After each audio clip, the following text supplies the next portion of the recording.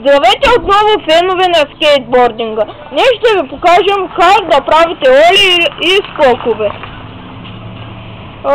Започваме с олитата. Единия крак поставяте в задния край на скейтборда, след което го дигате. А другия го изтласкате напреде, търкате го напреде, така че скейтборда да литне напред. Но е задължително да скочите и вие. За скока трябва да сте поставили единия крак, двата крака в края на на скейтборда, двата края на скейтборда и